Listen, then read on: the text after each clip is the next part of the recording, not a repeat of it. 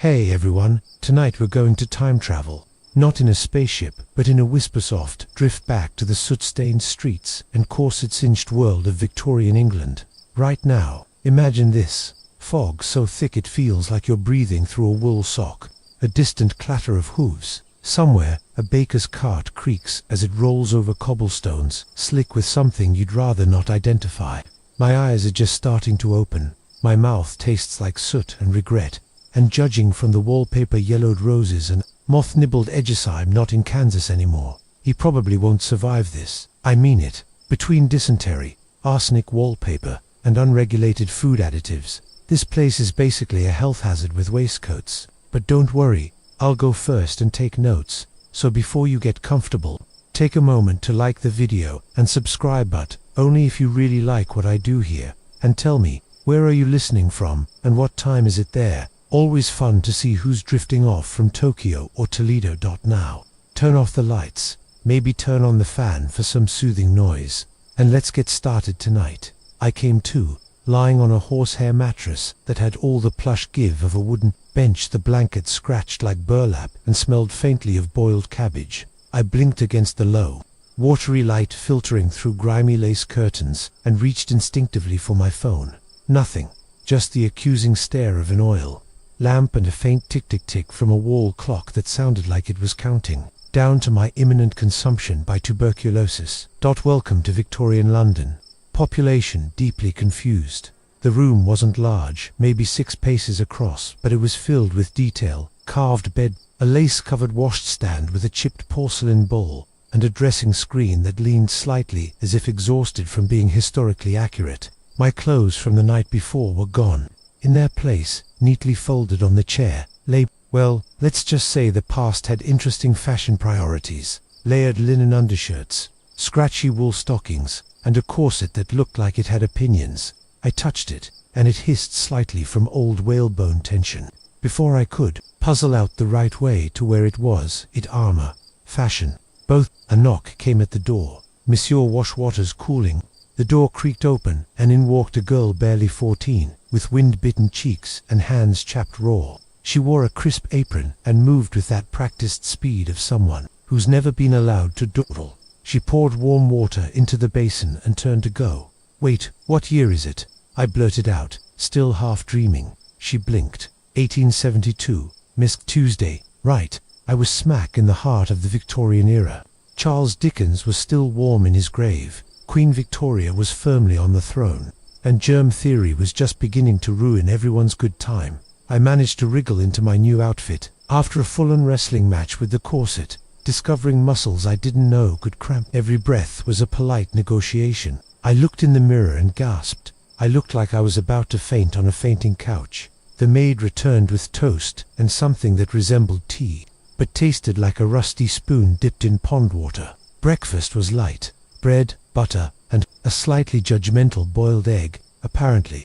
Orange juice hadn't been invented yet, or at least not for the likes of me. I took a moment to peek outside the window. The city stretched before me in a quilt of narrow chimneys, rooftop gardens growing moss instead of flowers, and streets shrouded in that infamous London fog which, fun fact, wasn't fog at all but a choking mix of smoke, coal, and mist. It smelled like progress and poor life choices. A boy trotted by outside selling papers, his voice cracking as he cried, "Muerda ha," in Whitechapel. Comforting, I pulled on a bonnet that smelled faintly of mothballs and potpourri.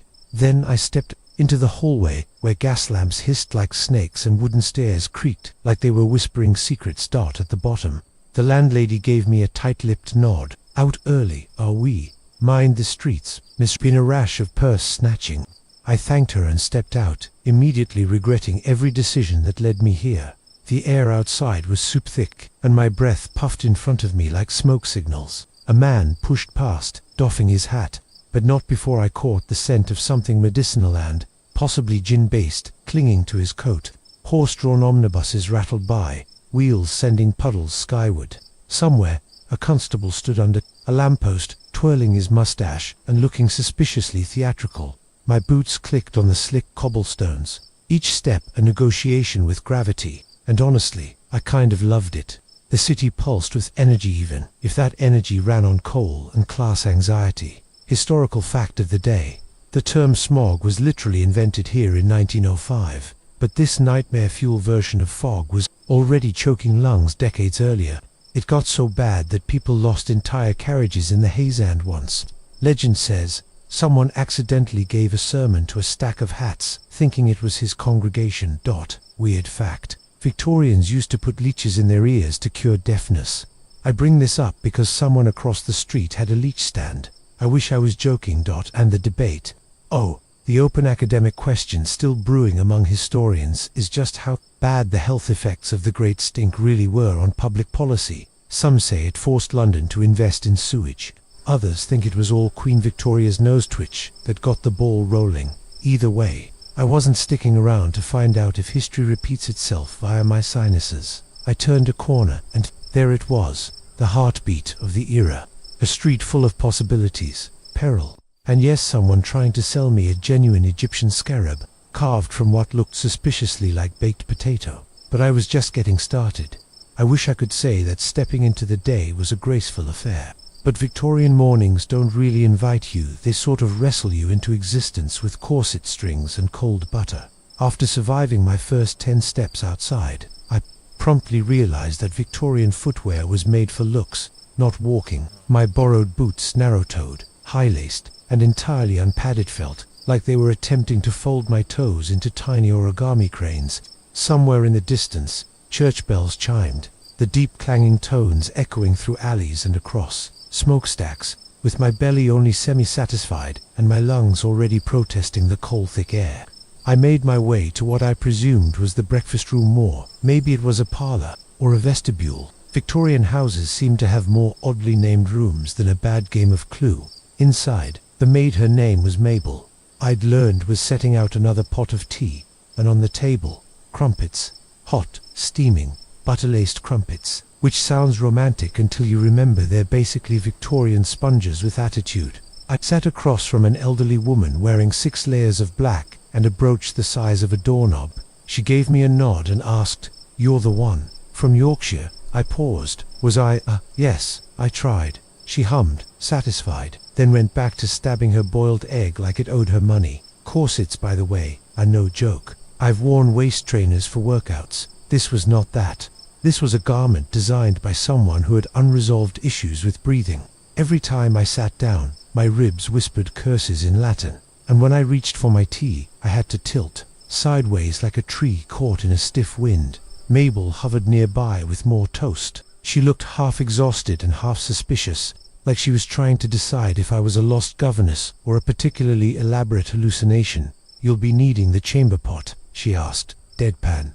I blinked. She nodded toward the corner screen behind there. "I emptied it fresh this morning." So, that happened. No modern plumbing here, folks. Just the joy of squatting behind a folding screen with floral print while someone waited politely to the side, pretending not to hear. Anything 5 stars would not recommend. After the interlude, I washed my hands in a bowl of water that had already gone lukewarm and sticky. Soap was present, but it smelled like regret and tallow. I made a mental note: do not touch anything with your bare hands for the rest of the day. Feeling as fresh as one could under the circumstances, I decided to go for a walk. But just before I left, Mabel stopped me. "Best take the wrap," she said, handing me a shawl the size of a picnic blanket. "Smog's bad today, and there's still that business with the horse thief in the East End."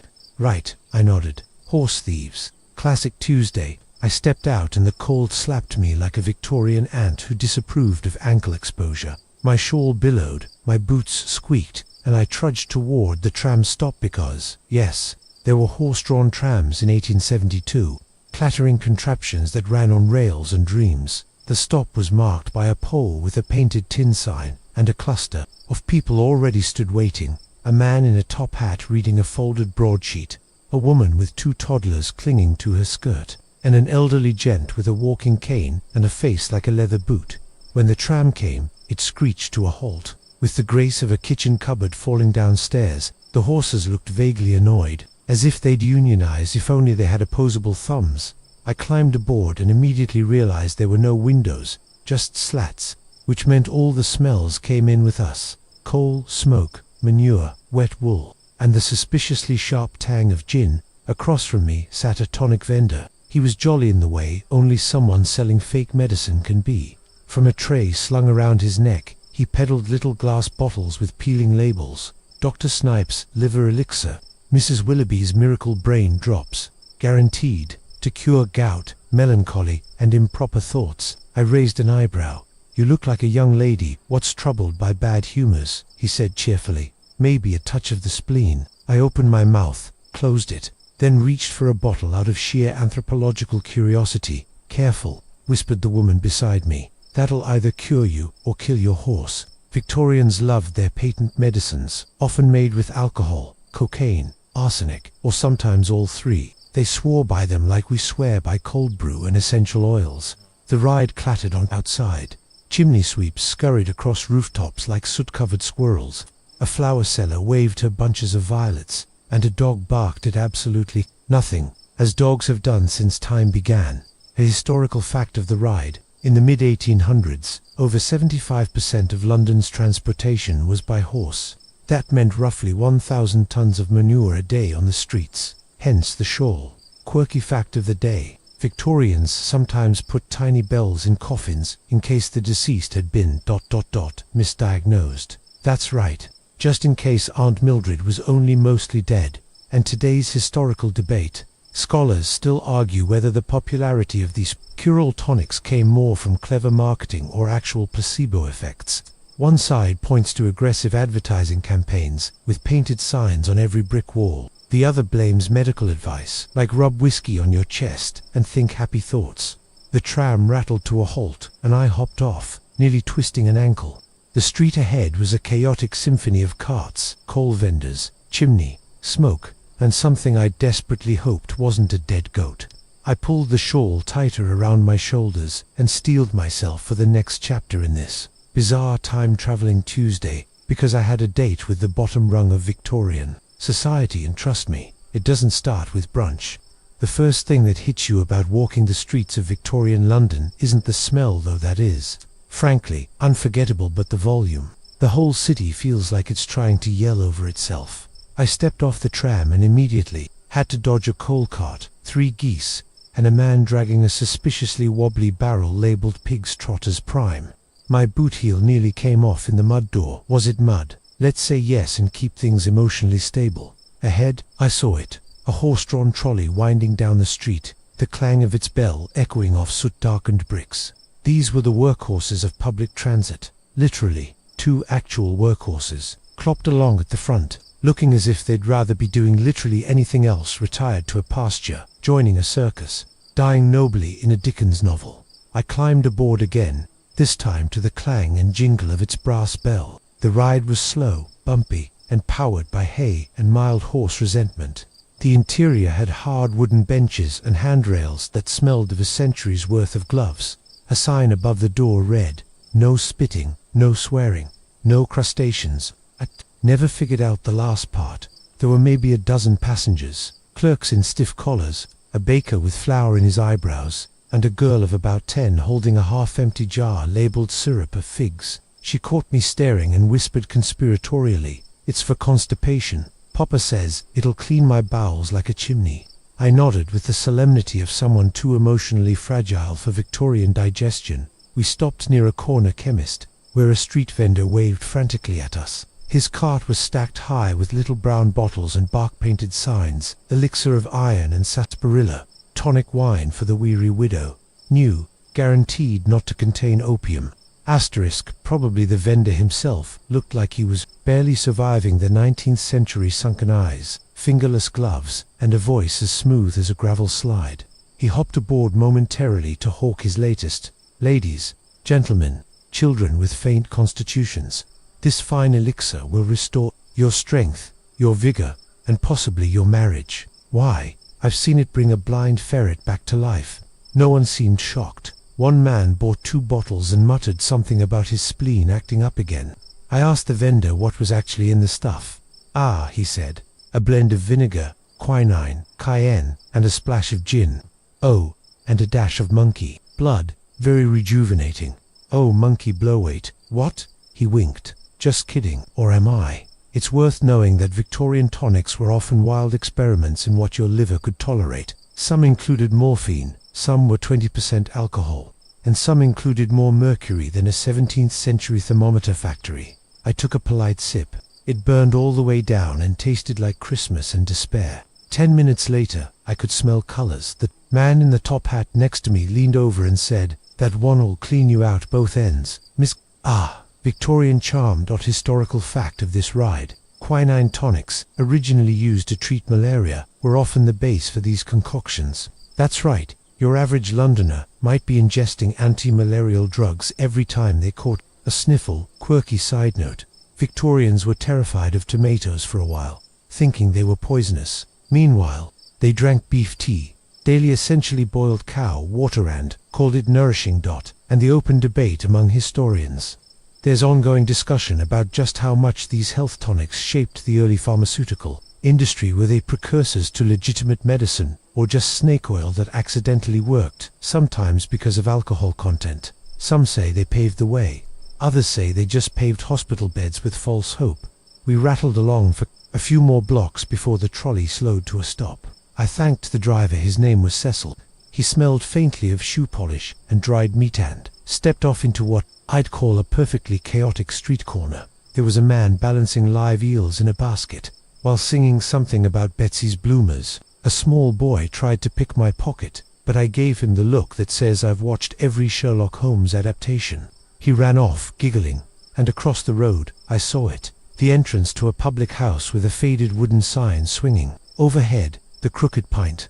Through the cloudy windows, I could see men drinking ale and arguing about parliamentary reform. One of them may have been asleep or deceased, was hard to tell. Feeling bold and slightly high on monkey elixir, I pushed open the door and stepped inside. The room fell quiet for a beat as a stranger in slightly too clean clothing walked in, but quickly resumed its usual buzz.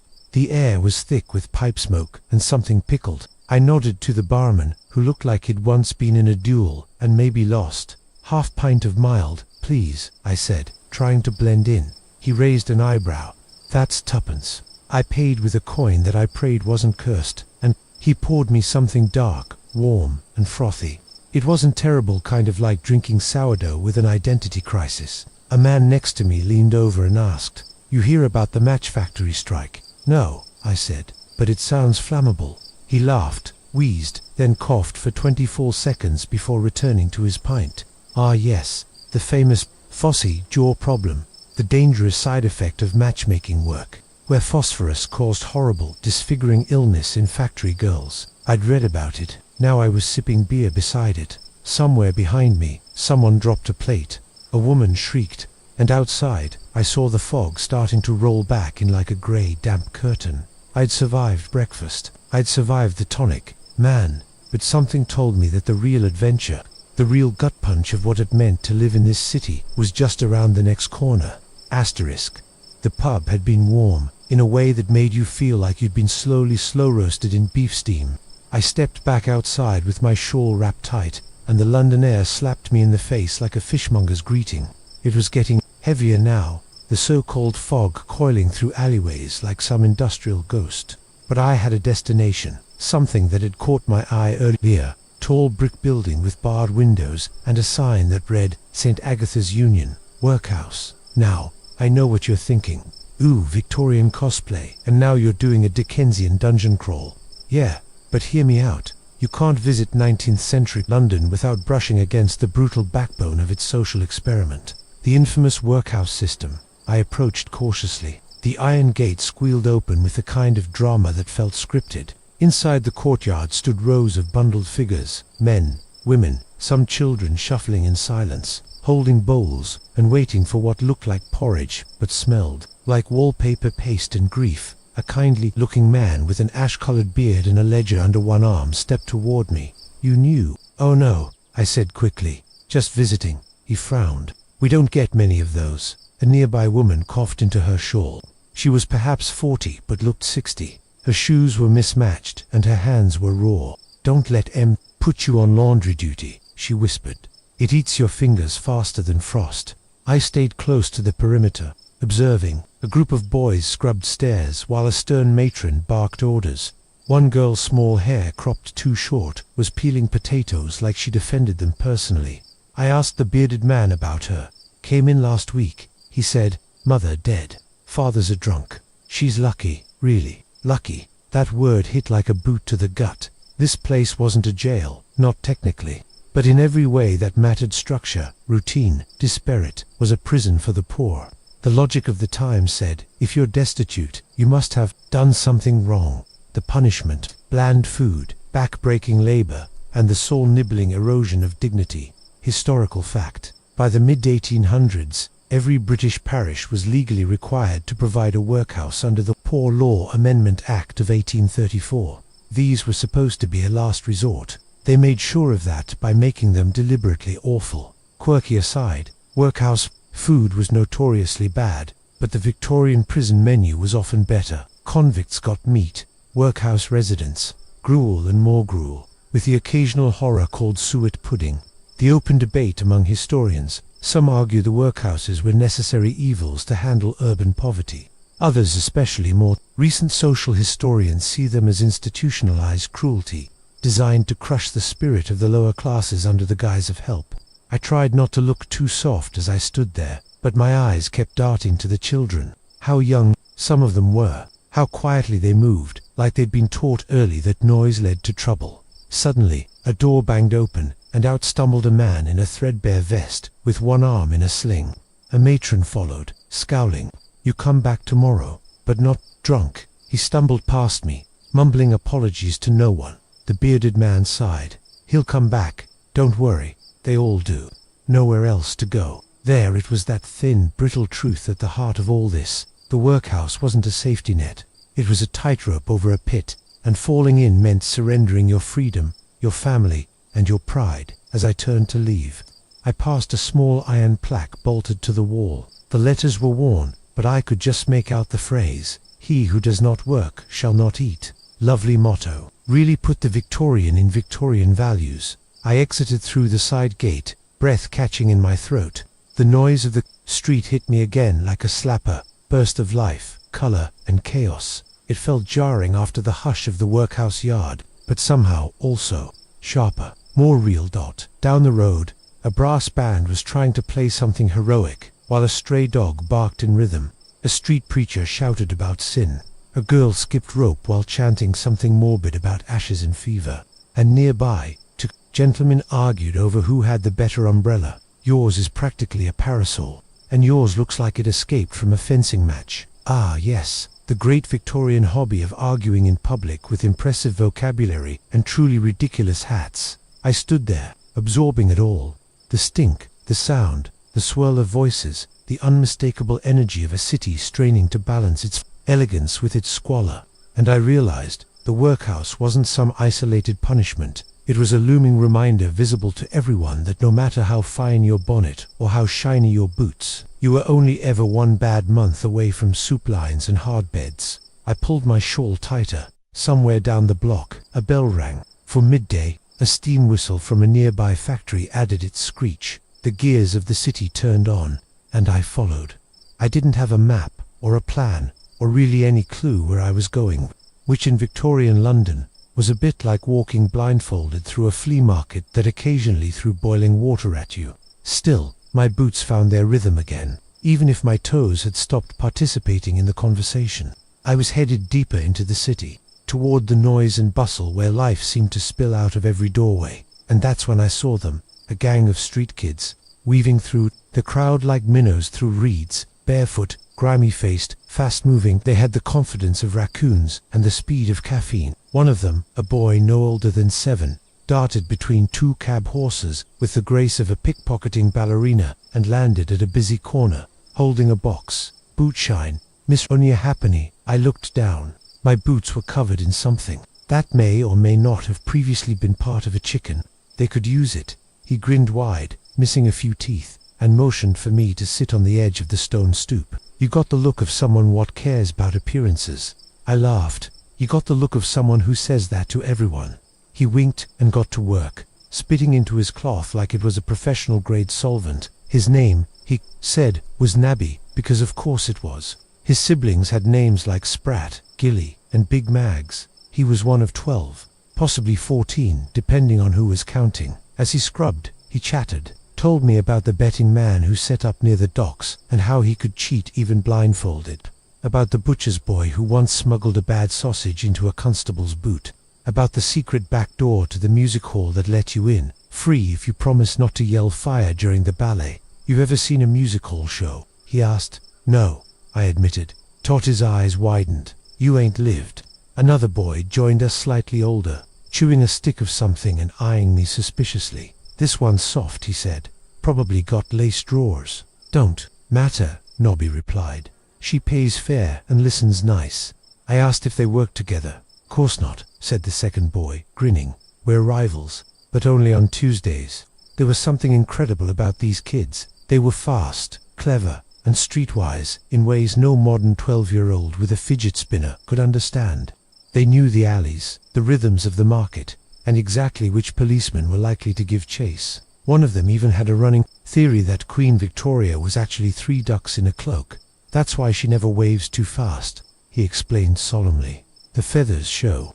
And here's the thing, as much as we romanticize these scrappy street urchins, the reality was grittier-teeth harsh. Most worked from dawn to dusk, earning pennies if they were lucky. If they didn't earn enough, they didn't eat. And if they got caught stealing, they could be sent to reformatories, which were basically junior prisons with extra sermons. Historical fact, by 1851, over 30,000 children were estimated to be working full-time jobs in London. Chimney sweeps, match sellers, mudlarks, flower girls, each with their own tiny, dangerous niche in the city's economy. Quirky fact, the Victorians believed you could diagnose a thief by the shape of their skull. "That's right," was all the rage. If you had a lumpy forehead, you were probably doomed from birth. And today's open historical debate, some argued that the resourcefulness of these children was admirable proof of early independence. Others countered that it was systemic neglect disguised as pluck, and that celebrating it veers dangerously close to glorifying child labor. And honestly, standing there watching Nobby polish my boots like it was his last chance at dignity, could see both sides. As the boys finished up, I handed over a penny double the asking price. Nobby's eyes lit up, and his friend gave me a look that said, "Well, now you're a soft target for future scams." "Tell you what," Nobby said, slipping the coin into a hidden pocket. "You meet us at the alley by Carver's bakery round sundown. We're sneaking into the Empire." "The Empire?" I asked. He grinned. "Music hall, lights, songs, jokes about MPs with big noses. You'll love it. Wear something dark and don't talk posh." Then they were off, swallowed by the crowd in seconds. Like little foxes into the underbrush. I stood, freshly polished and slightly dazed. Around me, the street pulsed with activity. A fishmonger argued with a woman about the definition of fresh. A dog trotted by wearing a bonnet. A man offered to sell me a slightly cursed violin, which I almost bought out of sheer curiosity. And then boom, a cannon-like bang split the air. People ducked, horses neighed. I spun around, heart hammering, only to see a cartwheel explode into splinters. The axle had snapped. A man shouted something deeply unprintable, and a barrel of apples began to roll into the street like fruity cannonballs. A young constable came running, whistle blaring. Step aside, unless you're fond of bruised produce." He ushered the crowd back with all the authority his teenaged mustache could muster. I caught sight of his name tag. Officer Plumstead filed it away. He looked flustered but determined, like a boy who really wanted to be Sherlock Holmes, but kept getting assigned pigeon-related crimes. Eventually, the apples were wrangled, the cart rebalanced, and the street began to settle again. I took a deep breath and let it out slowly. This city was chaos and rhythm, grime and gold, and somehow it was starting to make a kind of sense. I turned toward the market square. I had time before sunset, and I had a promise to keep with a gang of boot-polishing outlaws and a possibly illegal music hall entry, which, let's be honest, sounded way more fun than another boiled egg with the landlady. I cut through the market square on my way back toward Carver's bakery, eyes peeled for Nobby and his band of feral theater enthusiasts. When I heard it, the distinct sound of clinking china and judgmental whispering, it was like a homing beacon for social awkwardness, and my ears turned toward it like Victorian radar. Just ahead, on the terrace of a pale brick townhouse, 4 women sat at a delicate Rottian table covered in scones, lace doilies, and more pearls than a minor royal wedding. Their gloves were spotless, their eyes sharper than sewing needles, and by some magnetic force of fate, or the kind of curiosity that leads people into haunted houses, I found myself walking right into it. "Oh, you must be the companion Miss Evelyn mentioned," said the eldest, who wore a hat so wide it had its own gravitational pull. "Come sit, dear. We were just admiring the way Mrs. Brimley's new dog resembles a disapproving potato." I blinked, then smiled, then sat. The table was an explosion of Victorian afternoon tea, crustless sandwiches stacked in triangles, a teetering tower of scones, and teacups so fragile I was afraid to breathe near them. Mabel would have fainted just looking at the sugar bowl. "Tell us," said another woman, blonde, tightly corseted, with an expression that could curdle milk. "Do you prefer Ruskin or Carlyle for your evening meditations?" I opened my mouth, promptly forgot both names, and blurted, "Well, I find Ruskin a bit dry, like toast that's been left in the rain." There was a pause, then polite laughter. I had passed the first test. We sipped our tea, which was floral and faintly bitter, like a beverage trying not to enjoy itself. I tried a scone. It was good, though tragically dry. I imagined one of the street urchins gnawing on it like it was a brick. The ladies, meanwhile, traded gossip with the deftness of professional spies. "Did you hear about the Duchess of Elmore? Took up spirit cloaking, claims her cat speaks fluent Latin now. Terrifying, positively European." The conversation pivoted like a tight corset, swiftly and with sudden force. "Tell me, darling," the woman in the hat said, buttering her scone with mechanical precision. "What are your views on the Irish question?" I choked lightly on a cucumber sandwich. I think potatoes are important." Silence, then another titter of laughter. "How modern of you." I realized then that Victorian tea wasn't about sustenance or caffeine. It was combat, and the weapons were subtle phrasing, and eyebrow lifts so sharp they could slit crinolines. They asked about my people. I vaguely gestured toward Yorkshire again. They nodded approvingly. Apparently, it was a good neutral region, respectable, but not too exciting. A maid appeared to refill the tea. She moved quickly, quietly, and with the air of someone constantly bracing for critique. "Oh, do hurry, Agnes, you're pouring like a footman on gin," snapped Lady Butterknife, whatever her name was. I glanced at Agnes. Our eyes met. Hers said, "Don't get comfortable." Mine said, "Too late." I tried to join the conversation again with a light joke about corset-induced hallucinations. But the youngest woman gave me a look that said corset jokes were forbidden unless one was widowed and eccentric. "Do you play the pianoforte?" someone asked next. "Only when haunted," I replied before I could stop myself. A delicate choke of surprise from the redhead. Another woman fanned herself. Agnes, at least, cracked a smirk. By now, the sun was shifting lower, and the light began filtering through the garden ivy in golden strips. Tea was coming to a close. Thank the soot gods. As the ladies began discussing the upcoming season at Covent Garden and how one must never actually enjoy the opera, I excused myself with the kind of gentle dignity only achievable when one's skirt has recently gotten stuck under a teacup. As I stood, Lady Hat said kindly, "Do visit again. It's rare to find someone so refreshing." "Thank you," I said, bobbing a slight curtsy. "I'll be sure to bring more controversial opinions about root vegetables." They laughed.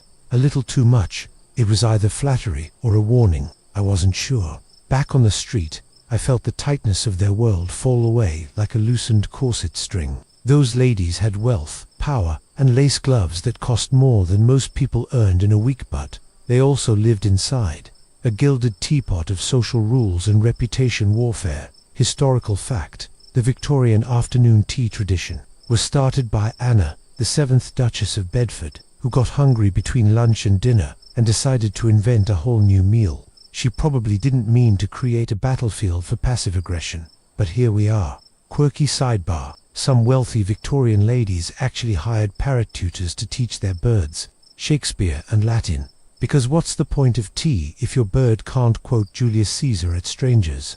And the ongoing historical debate. Scholars still argue how much real influence upper-class women wielded in Victorian society. On the surface, they were ornamental, but beneath that was a web of salons, patronages and sharp-edged philanthropy that steered opinions and, sometimes even policy, through whispered conversations over scones.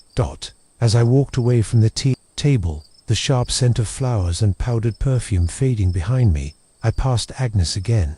She was carrying a silver tray back to the kitchen. We exchanged the briefest of nods, a silent agreement that neither of us would trade places. Down the street, the city was warming into its twilight colors.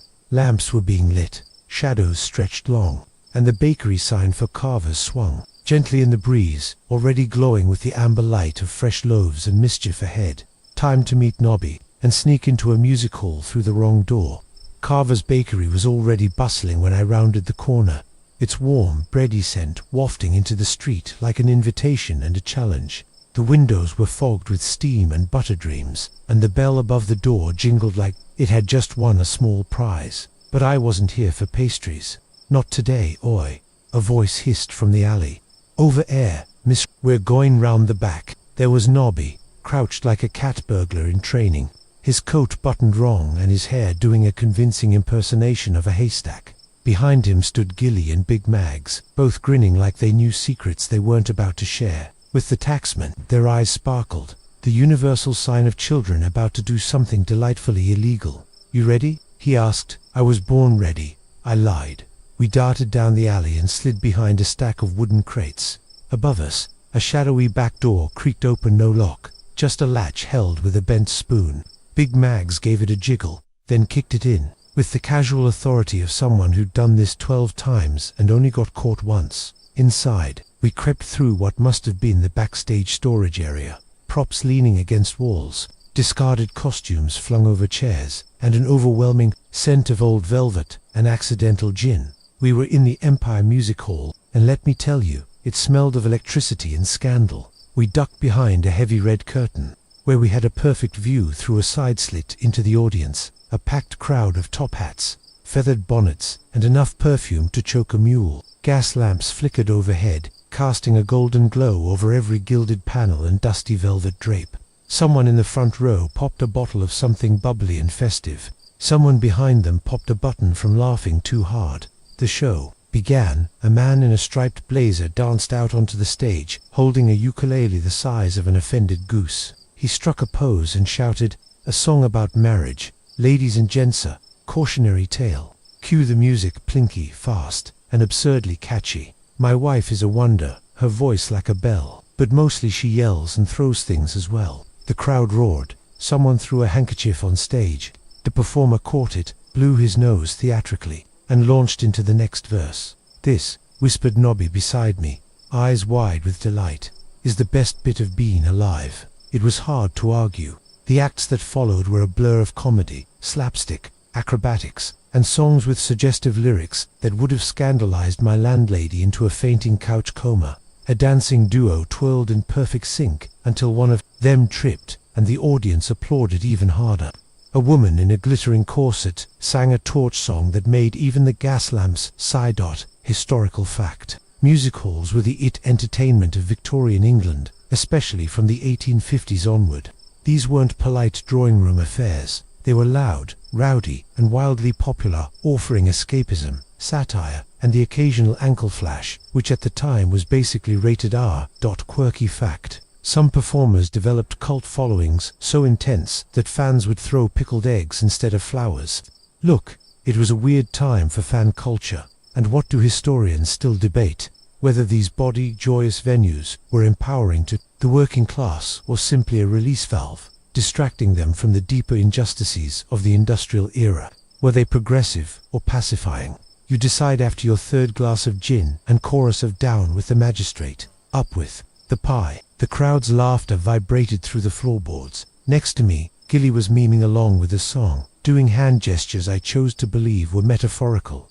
Big Mags had swiped someone's discarded opera glasses and was using them backward. I leaned into the moment, the smells, the heat, the absurdity. For all its grime and hardship, this was the Victorian pulse. Irreverent, loud, slightly off-key, and thoroughly alive. And then, the air shifted. A low rumble began to echo from across the street. Not thunder, not applause, something deeper, darker, a factory horn. No, too ragged. more of a groaning wheeze, the kind of sound that says, "Hey, I'm about to ruin your evening." Before I could process it, one of the music hall's side windows rattled violently. A distant bang followed, then another. The hall paused only briefly, but the show went on, as all shows must. We slipped out during a particularly aggressive juggling act and peered into the alley. That's when we saw it, a dark, thick plume of smoke rolling down the street like a landbound storm cloud. Another factory had started its night shift, and the soot was coming for us like it had a personal vendetta. "Time to scupper Nobby," muttered, but we were too late. A sudden gale of soot and cinders washed over us like the world's dirtiest sneeze. My eyes watered instantly. My shawl turned grey in a blink. Even the bakery's window fogged up from the outside.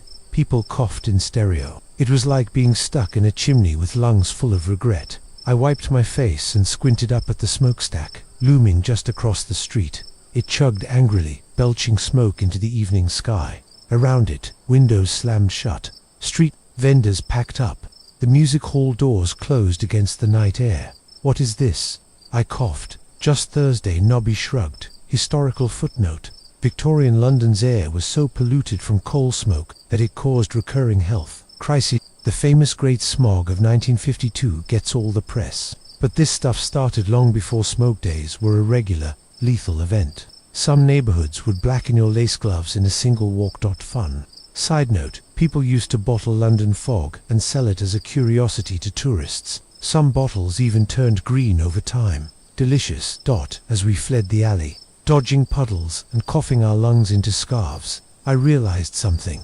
The music hall wasn't just entertainment, it was relief. It was a laugh between coughs, a song between soot clouds. It was hope with a punchline. We parted ways at the bakery steps. Nobby tipped his soot-blackened cap. "Next time we sneak into the opera, I'll bring cleaner gloves," I said, and meant it. I turned toward the main road, shawl wrapped tight, the taste of smoke still in my throat and the memory of that off-key chorus ringing in my ears like a lullaby written by pirates. I staggered out of the smoke cloud like I'd just escaped a villain's lair, in a gaslight melodrama, shawl up over my nose, eyes streaming, throat tighter than a Victorian corset after dessert.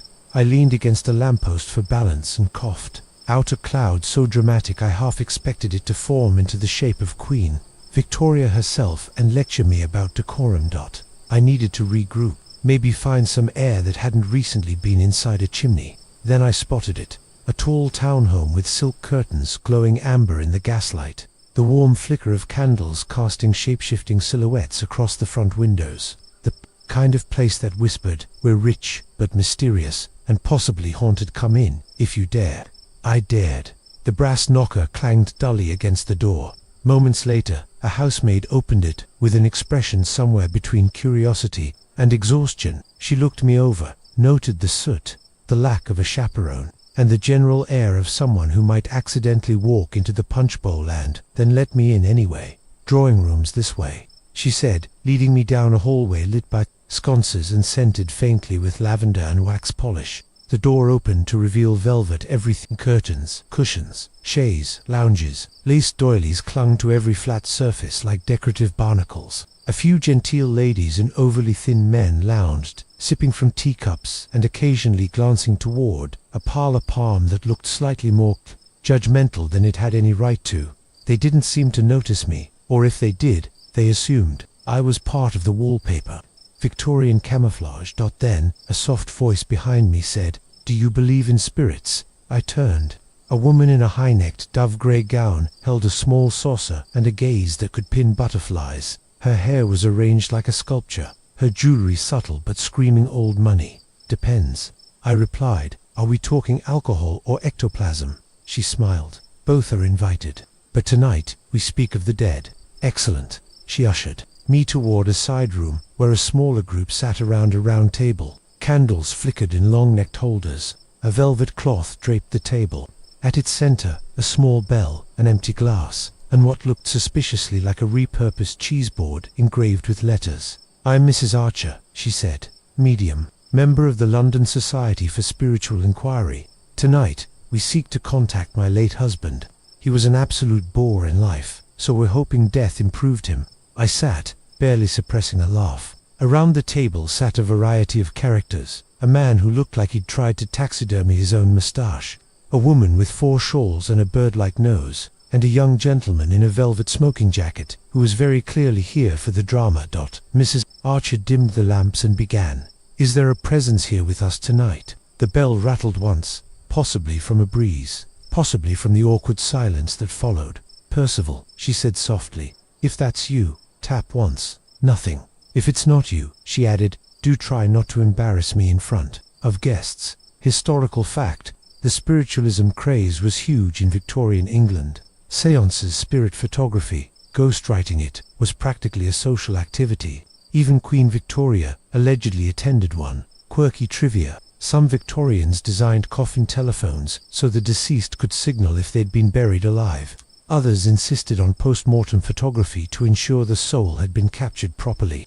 Nothing says grief like posing Aunt Agatha next to the grandkids for one last Kodak moment, and the debate. Scholars still can't decide whether spiritualism was sincere belief, sly entertainment, or a convenient distraction for the emotionally constipated upper class. Many Victorians had lost loved ones in cholera epidemics and wars, so spiritualism offered both comfort and spectacle. Mrs. Archer suddenly slammed her palm on the table. "He never liked the cheese board," she muttered. The bird-like woman gasped. "You're channeling him." "No," said Mrs. Archer, rubbing her temples. "I just remembered. He thought it was vulgar to eat dairy from pinewood." The mustachioed man let out a grunt that might have been agreement or indigestion. The séance staggered forward, full of mysterious creaks, ghostly breezes, and one memorable moment where the smoking-jacketed gentleman claimed to feel a presence touch his ankle. "I think it's my late Aunt Phyllis," he breathed. "She always pinched." Eventually, Mrs. Archer declared the session closed, thanking everyone for their vibrations and reminding us not to speak ill of the dead on the way out. I said my goodbyes, snagged a small marzipan from a crystal dish, because of course they had marzipan, and slipped back into the hallway. But before I could leave, something caught my eye. A door ajar, the faint glint of brass. I poked my head into the study. Stacks of papers, a globe with the edges worn, framed daguerreotypes. On the desk, a pamphlet titled "Votes for Women," with a question mark that felt more ominous than curious. I picked it up just as Mrs. Archer entered behind me. "My niece left that," she said lightly. "Troublemaker. Is she wrong?" I asked. She smiled, not unkindly. "No, but some truths are harder to speak aloud when your corset's this tight." We stood in silence for a moment. 2 women, from different centuries but somehow the same. Strangers in a house full of secrets, peering into a world that could almost change but hadn't yet. Outside, I heard the slow rhythm of hoofbeats, a signal that it was time to keep moving. I thanked her again, tucked the pamphlet under my shawl, and stepped into the cool night air. The fog was still creeping in, the gas lamps glowing soft halos in the gloom, and from the house behind me came a distant whisper, whether from spirits or gossip, I couldn't say, but I felt it, the weight of hidden revolutions, rising just behind the lace. The market hit me like a wall of noise, of smell, of energy. One moment I was stepping delicately from Mrs. Archer's spooky drawing room, and the next I was shoulder to shoulder with a man selling smoked kippers and yelling freshish fish, guaranteed to squirm twice. Welcome to Covent Garden, circa 1872. That it was part street market, part theatrical production, and part outright chaos. Lanterns hung from poles like glowing turnips, stalls leaned at precarious angles, dogs barked, babies cried, someone played a fiddle that was either broken or and everything smelled like fruit, fish, and feet. I pushed into the crowd, one hand clutching my shawl, the other ready to deflect flying produce. Pickled onions clean your soul from the inside out. Get your rabbit threepence, still attached for free. Smoked eels, love, smoked like your uncle's pipe. It was a sensory overload in the best way. I'd never seen so much motion packed into so little space. An old woman with 3 teeth offered me a pair. A dog stole a sausage. A child tap-danced in hopes of pennies while a man painted fake freckles on potatoes to pass them off as rare. True story. I stopped in front of a bookseller's stall, books being a relative term. Most were damp, dog-eared, and smelled like they'd been previously owned by a moldy ghost. But one caught my eye. Darwin's Dangerous Doctrine, How Evolution Will Ruin Your Dinner Parties. I flipped it open. The author's argument hinged on the belief that if humans came from monkeys, then table manners were optional. He also believed dinosaurs were a hoax planted by Satan to test faith and fossil display budgets. Got any real Darwin? I asked. The seller, a man in an eye patch and what I'm fairly certain used to be a curtain, gave me a once-over. Not out here. Got a pamphlet inside. Bit spicy for the street. Intrigued, I followed him behind the stall into a cramped nook stacked with contraband literature. Darwin, Voltaire, Mary Wollstonecraft, and Walt Whitman. Proper scandalous. You a thinker then? He asked. Sometimes, mostly, I'm just nosy. He cackled and handed me a tattered tract titled The Origin of Species for Ladies and Clergymen Who Don't Mind a Bit of Heresy. Victorian satire. Delicious. Historical fact. Darwin's On the Origin of Species, 1859, caused quite the stir in polite society. Many embraced it. Others clutched their pearls and demanded polite frogs, not monkey ancestors. Quirky footnote.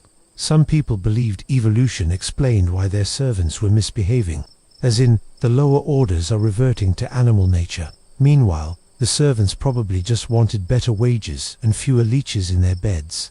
And the academic debate, historians still argue over just how deeply Darwin's theories penetrated the working classes during the 19th century. Some say his books reshaped public discourse.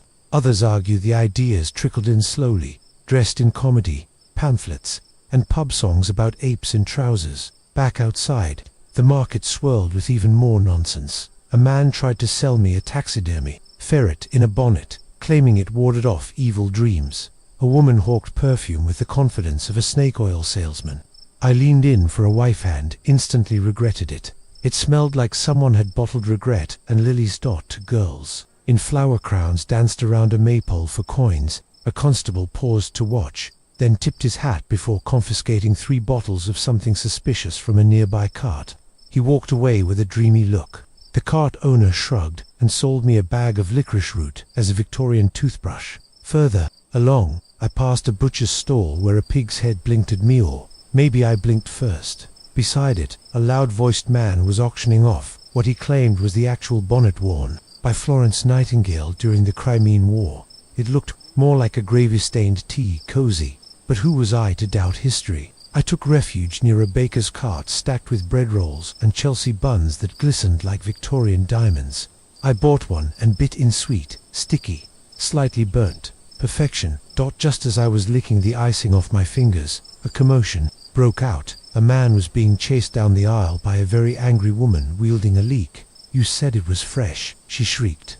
It's got sprouts. It's a vintage leek, he howled. And that, dear friends, is how I nearly got elbowed into a stack of goose eggs by a produce-related domestic dispute. I ducked out of the way and stumbled into yet another stall, this one quieter, tucked under a canvas flap, filled with vials, herbs, and little cloth pouches labeled with delicate script. A woman behind the table, silver-haired, sharp-eyed, wearing at least 4 scarves, looked up and said, "Looking for something to cure the chaos?" I smiled. "Is there a T4 got lost in time and can't feel my feet anymore?" She smiled back. "Dandelion and elderflower fixes most things except heartbreak and chimney soot."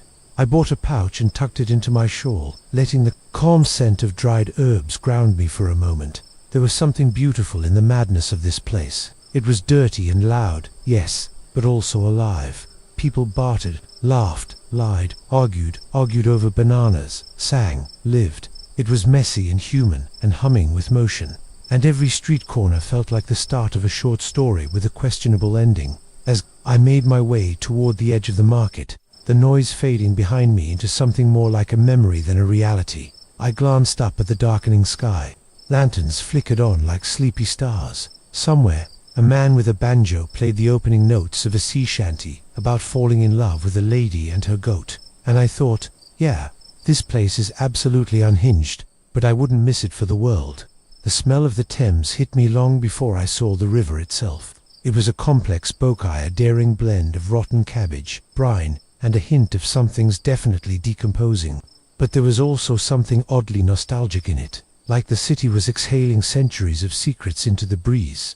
I followed the damp cobblestones toward the banks, passing the last stragglers from the market fishwives packing up their unsold haddock, toothless men sloshing buckets of clams, a very determined goose chasing a small dog in circles. Eventually, the city opened up into the wide, glistening filth of the Thames, and there, at the water's edge, ankle-deep in the muck, was a boy barefoot, skinny as a rake, and grinning like he'd just discovered buried treasure. "Oi," he said, holding up what looked like half a clay pipe. "What you reckon this is worth then?" Emotionally. "About 6 shillings, monetarily, maybe 2pence. He laughed. "That's fair." His name was Alfie, and he was a mudlark part scavenger, part historian, part riverbank acrobat. His job, wading through the sludge of the Thames at low tide, looking for bits and bobs he could sell to local shops. Buttons, pottery shards, bones, coins, anything that hadn't yet disintegrated or tried to bite back. "What are the odds that pipe isn't cursed?" I asked as he slipped it into his satchel. "Dunno," he grinned. "Last week I found a ring with a tooth still in it." I made a noise somewhere between awe and gagging. Historical fact. Mudlarking was a legitimate, if miserable job for Victorian children and the desperately poor. The Thames was a dumping ground for everything. Trash, valuables, dead things, animal and human. So of course, people made a living scraping through it. Quirky side note. In 1862, a man claimed to find Julius Caesar's lost sandal in the river. It turned out to be a boot heel with a coin stuck in it. But honestly, impressive commitment to the bit and the academic debate. Some scholars argue that mudlarking gave the poor a rare form of independence. Others see it as a symbol of society's utter failure to care for its most vulnerable. After all, when your economy depends on 10-year-olds collecting scrap from disease-infested rivers, maybe it's time to rethink your strategy. I watched as Alfie plucked a rusted spoon from the shallows with the precision of an archaeologist. "Do you ever find something really valuable?" I asked. He paused, thought for a moment. "Found a gold brooch once, sold it to Bob. Bought new boots. They lasted 6 days." I nodded. "The river giveth, and the cobblers taketh away." He laughed again, then held out a tiny glass bottle, clouded, greenish, but intact. "Here, for luck." "You're sure?" I took it gently, cradling it like it might still hold someone's last wishes. "Course, I got a dozen. Besides," he added with a smirk, "you look like you need a souvenir. Or an exorcism." We sat for a moment on a broken post, watching the sluggish water ripple under the moonlight. A barge chugged by in the distance, belching smoke and trailing a wake full of mysterious floating lumps. To our right, another mudlark cursed as he slipped thigh-deep into the river. Alfie shouted something vaguely helpful. "Do you ever get scared?" I asked. He looked surprised. "Of what?" I gestured broadly. "The river, the fog, the stuff that lurks." Alfie shrugged. "Reckon I'm scared when I don't find nothin'. Scared when Ma's cough gets worse. Scared when it rains too long and the tide don't go down. But the river, nah, she's rude, but she ain't mean." I couldn't help but admire him, a child, shaped by the river's mood, resilient in a way that felt both ancient and unfair. He deserved to be in school. He deserved shoes. He deserved not to know the difference between types of silt by taste. But this was the world. His world. Eventually, he stood and stretched, brushing mud off his knees. "All right then. Sun's nearly gone and the rats come out soon." He waved, then trotted off toward a ramshackle hut built from driftwood and stubborn optimism. I watched until he vanished into the fog. The river gurgled quietly beside me, unfazed, unimpressed, unmoved. I tucked the bottle into my pocket and looked out over the water. In the 21st century, the Thames is lined with glass towers and tourists in matching jackets, but here, now, in the soot-streaked world of corsets and workhouses, it felt like a living thing, watching us all, swallowing secrets, spitting up spoons. As I turned to go, the wind shifted and brought with it the sharp scent of roasting chestnuts from a street vendor somewhere uphill. I followed it back toward the heart of the city, boots squelching faintly with each step, clutching my muddy treasure like it was made of diamonds. Somewhere behind me, a bell told the hour. Somewhere ahead, the night deepened, and in my pocket, that green glass bottle clinked quietly against the pamphlet from Mrs. Archer's study, a tiny, muddy reminder that even in the filthiest places, you might still find something worth holding on to.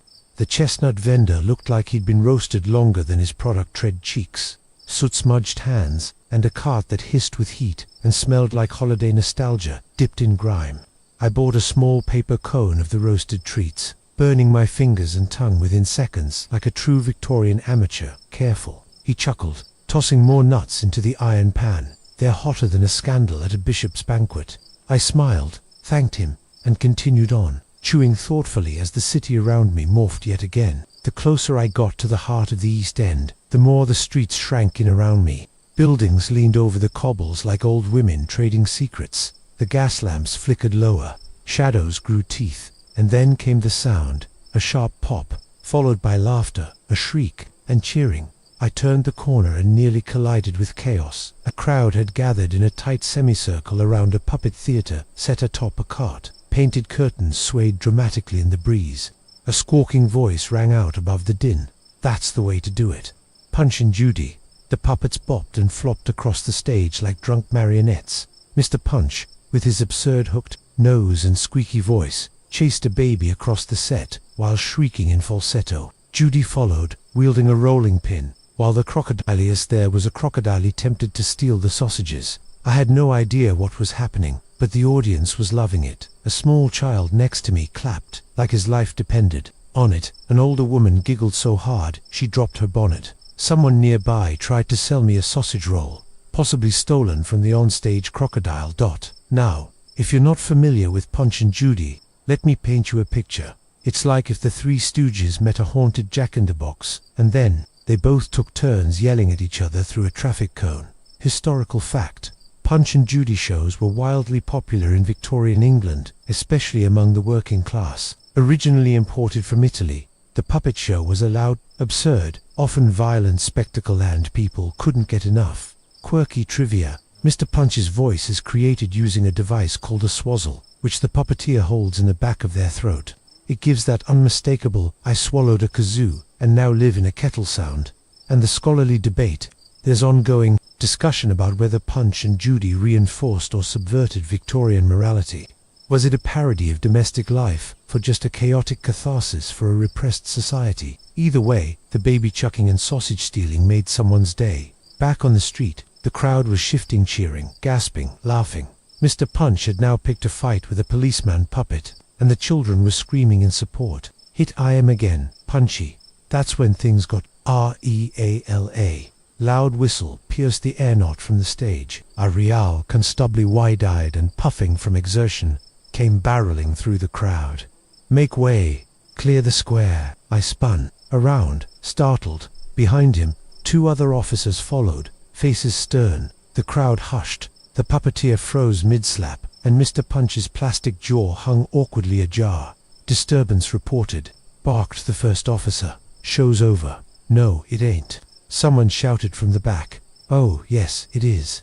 The constable shouted back without missing a beat. Cue awkward silence, and then laughter, nervous, confused, but cathartic. Turns out the officers weren't shutting down the show. They were chasing a man who'd reportedly tried to rob a pawnbroker 3 streets over. Wrong crowd, wrong puppets. They left as quickly as they came, the constable pausing only to point at Mr. Punch and mutter, "Ought to arrest you, you menace." Backstage, I caught a glimpse of the puppeteer, a thin, ragged man with soot in his hair and the telltale look of someone surviving on stale bread and adrenaline. He wiped sweat from his brow and took a pull from a tin flask. "Rough day?" I asked. He chuckled, wheezy. "Rough year.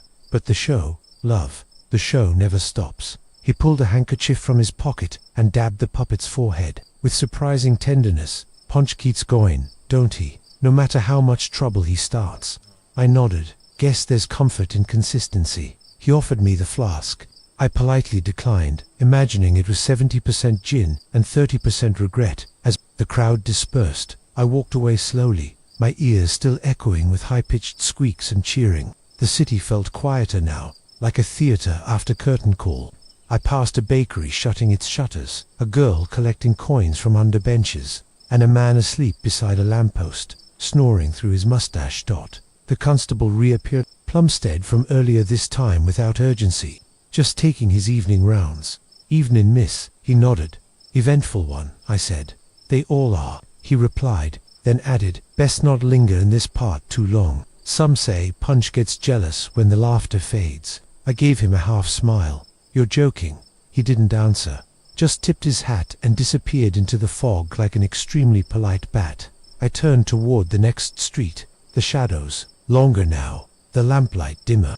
The puppet's catchphrase whispered behind me like an echo. That's the way to do it. And for better or worse, I had to agree. I was still chuckling about the puppet show when I heard it.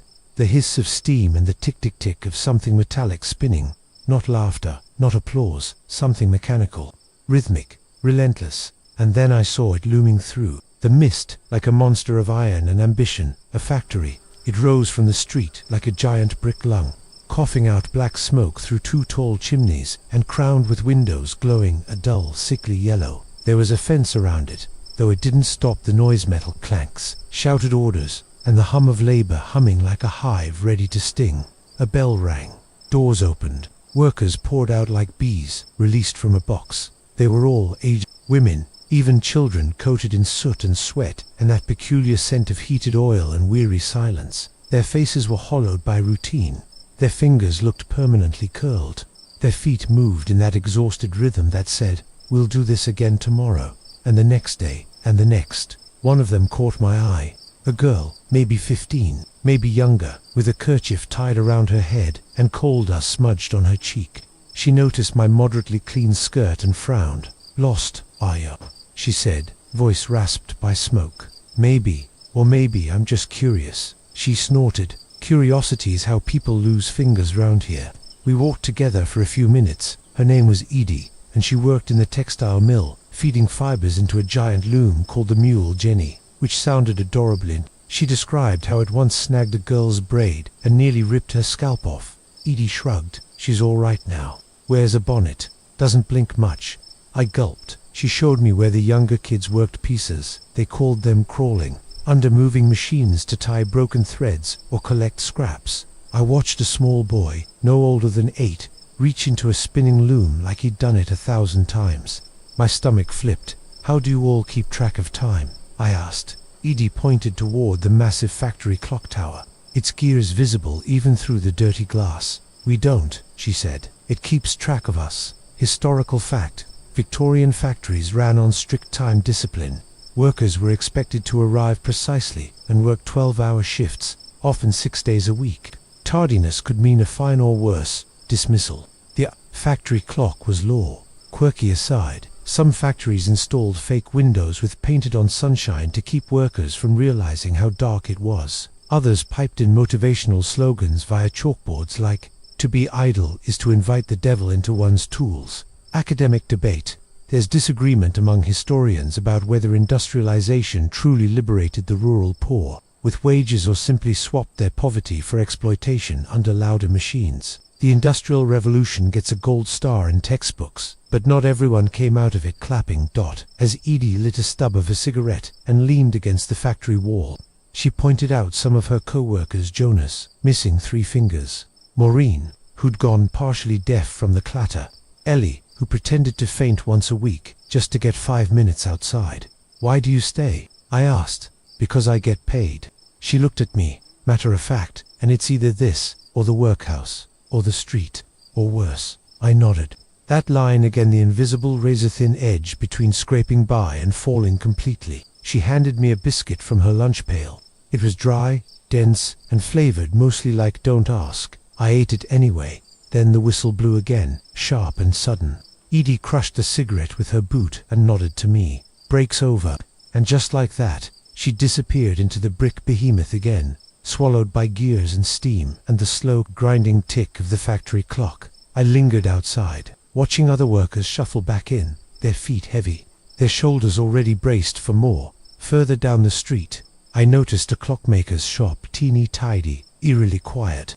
I stepped inside, and the air changed completely. Warm wood, oil, brass, tick-tick-tick in perfect harmony. A man in round spectacles looked up from a desk, where he was adjusting the smallest cog I'd ever seen. "Bit noisy out there," he said with a smile. "Just a bit. Factories keep time," he added, gently twisting a gear. "But I make it." I tilted my head. "You make clocks, same thing." This man had clearly never worked a textile loom, but I liked his shop. There was something soothing about the order, the symmetry, the math, the hum of something precise. One clock chimed softly, the sound clean and honest, not like the factory bell that barked commands.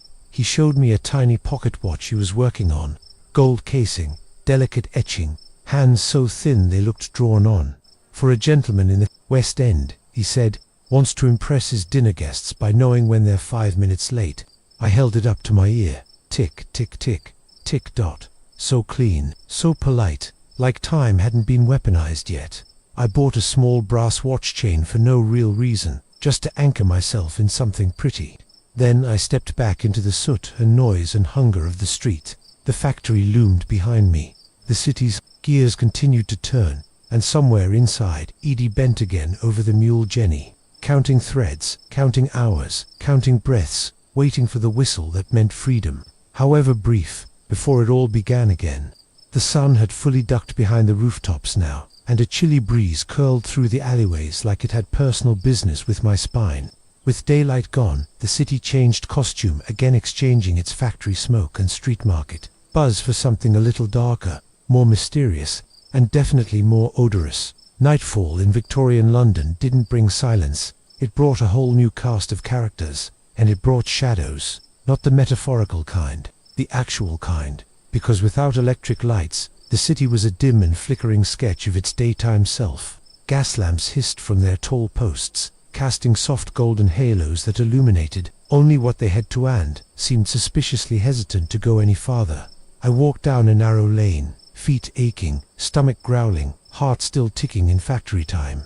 I passed a row of terraced houses, with light bleeding through thick curtains, and the occasional sound of piano notes echoing down the brick. Somewhere nearby, a dog barked once, then thought better of it. I needed to find a loo dot, and folks, let me tell you, Victorian public sanitation was an adventure. I rounded the corner and found a street labelled Buckner's Row, where tucked behind an iron gate stood a small public lavatory signposted with an elegant swirl of calligraphy that made the word relief look almost romantic. Inside, it was ... damp, lit by a single gas lamp overhead. The walls were tiled in a once white now dingy pattern, and the smell was a complicated affair, part soap, part despair, and part something that might have once been a leak. There was no flush, just gravity, a porcelain bowl, and an uncanny feeling that Dickens himself had once relieved himself here. I did my business quickly, all while contemplating how Victorian plumbing had more in common with medieval dungeons than modern restrooms. And just as I was washing my hands, well,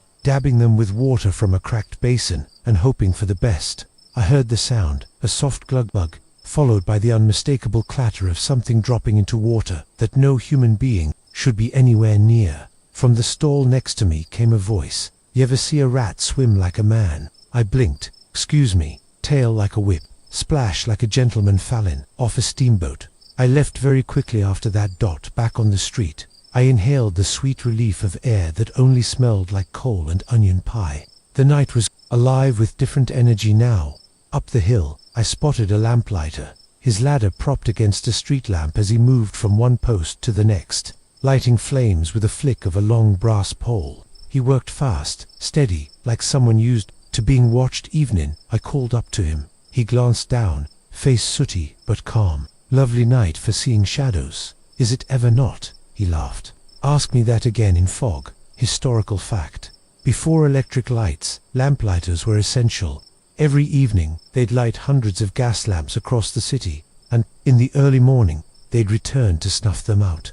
They had long poles, a good memory, and usually a strong tolerance for weird alley noises. Quirky tidbit, lamplighters were sometimes paid per lamp, which led to some getting creative with their timing, lighting them just before nightfall and dashing about like caffeinated squirrels. Ongoing debate. There's still historical discussion over how effective gaslight really was for public safety. Some argue it prevented crime by illuminating the streets. Others claim it just moved crime into darker alleys or under the glow, where no one dared look too closely. I thanked him and kept walking. I passed a greengrocer, his shutters half closed, selling the last of his leeks and cabbages for cheap. Further down, a hot potato man stood over a fire barrel, serving steaming tubers wrapped in newspaper. I bought one for a penny, cradling it like a Victorian hand, warmer snack. Nearby, a woman balanced a basket on her hip, selling candles made of tallow, which I would not recommend for any scented soy fans out there. The scent was something between barnyard and uncooked regret. By now, the streets were mostly quiet. The music halls had quieted, the pubs were filling up, but there was still one strange sound in the distance, a gurgling, slurping, bubbling sound that tickled something ancient in my lizard brain. It was the sewers, and when I say sewers, I don't mean cute little underground tunnels. I mean giant, brick canals built to funnel away everything the city wanted to forget: waste, runoff, secrets. London's sewer system was still developing in 1872, functional, but not complete, and parts of it still overflowed into the Thames on bad days, or average days, or Tuesdays. I passed a sewer grate and peered down. I swear I saw something move. A rat, a shoe, a ghost of a rat who lost a shoe. Didn't wait to find out. I headed toward a quieter square, past a row of homes with lace curtains drawn tight and chamber pots likely still under the bed. A familiar thought struck me. This city worked hard to stay upright, but just beneath the surface, everything was leaking. Time, class, smog, secrets, all of it oozing, like bad soup through a cracked system. But still, despite the leaky pipes, the clattering trolleys, the cursed toilets, there was life. In the gaslight, in the laughter behind doors, in the boy with the potatoes and the girl under the factory loom, in every match strike and lamp flicker.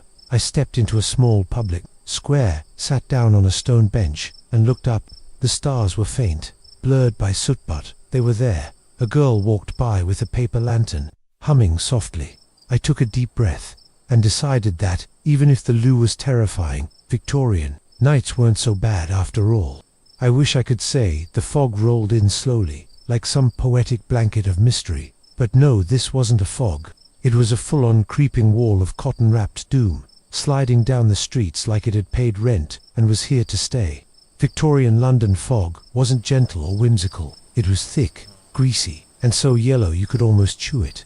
And now it had swallowed the square whole. I could barely see 10 feet in front of me. The gas lamps were dim halos in the mist, and the street sounds had all faded into muffled echoes. My breath came out in visible bursts, and I felt a sudden chill, not from the air, but from the knowledge that I was well and truly lost. I stood, cautiously, turned one way, cobblestones, turned another, more cobblestones, an alley, a chimney, a church bell somewhere tolling, off-kilter and ominous, like someone was ringing it with one foot. I began to walk slowly, feeling my way along the brick. I could hear footsteps somewhere, maybe mine, maybe someone else's, maybe not human. The fog does strange things to sound, makes it bend, stretch, lie. That's when I heard it, a voice, low, uneasy. I didn't do it, I swear. I froze. From the mist emerged a mantle, lanky, wrapped in a long coat too thin for the weather. His eyes were wild. His beard looked like it had been grown under duress, and in his hand a knife. Now, before you panic, Victorian knives were everywhere. Everyone had one. They used them for cheese, boots, street duels, slicing fog probably. But still, when a strange man walks toward you with a blade and starts explaining himself before you ask, it's a red flag wrapped in a cravat. It wasn't me, he repeated, as if I'd accused him of something. I was nowhere near that alley. I did what any reasonable person would do. I nodded very slowly and said, "Totally understandable." He blinked. "You believe me, of course.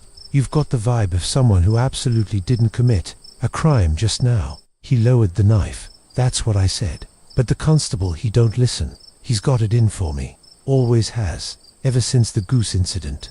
I made a mental note never to ask about the goose incident. "Why don't you head home?" I suggested. "Get some rest. Maybe avoid fog-related confessions for the rest of the evening." He squinted at me. "You're not a journalist, are you?" "Not today." He looked relieved, nodded twice, then vanished back into the mist like a Dickensian cryptid. I exhaled, slowly. Somewhere in the fog, a horse whinnied and a carriage wheel splashed through a puddle. The city hadn't disappeared, just blurred, like a watercolor left out in the rain. Historical fact. Victorian London's infamous fog wasn't just was coal smoke mixed with river mist and industrial fallout. It was so thick during major episodes that people died from simply breathing. They called it the pea souper, because of its sickly green-yellow hue and tendency to choke everything in its path. Quirky fact. Some Victorian gentlemen carried fog sticks, long poles with bells to tap their way through the mist, like classy sonar. The bells warned others of their approach and, in theory, scared off pickpockets. In practice, it just made them sound like mobile cathedrals. And the scholarly debate. Some historians argue that the fog shaped not just health, but art and literature.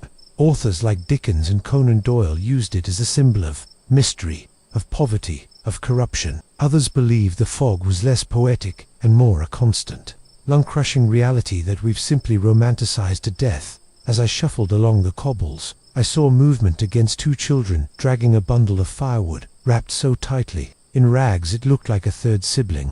A woman emerged from a doorway to sweep her stoop, even though the fog was redepositing soot as fast as she could clean it. And somewhere nearby, a piano plinked out a hesitant melody. A waltz, maybe not. The fog thickened. I pulled my shawl tighter and reached out for something familiar, and found it a flickering sign. The curiosity cabinet, rare oddities, and natural wonders. The window was lit faintly. Inside, I saw the outline of taxidermied birds, glass domes, maybe a skeleton or two. It looked like the kind of place where time went to nap between scientific breakthroughs. I pushed open the door, and a tiny bell gave a polite ding, like it had just woken from a 100-year slumber. Inside was surreal. Every surface was covered in something fascinating and possibly cursed. A jar labeled Octopus Ink, 1844. A fossilized fish. A chess set made from rat bones. Cabinets full of glass eyeballs. Shelves of old coins, Roman figurines, and a single tiny mummified fairy in a shadow box. Behind the counter, a man with spectacles and gloves was polishing a skull. He looked up. "You smell like fog. You smell like preserved lemur." He smiled. Then we're both in the right place. I wandered the shop slowly, pausing by a book titled The Natural History of Sea Monsters Who May Have Been Logs. It was oddly comforting, like being inside a museum that didn't ask questions. I found a drawer labeled Teeth Human and Otherwise, and chose not to open it. "This place is amazing," I said. The man nodded. "Curiosity keeps the cold out." I ended up buying a tiny compass on a chain, old, slightly cracked, but still twitching north. "Fog-proof?" I asked. He winked. "Fog fears it."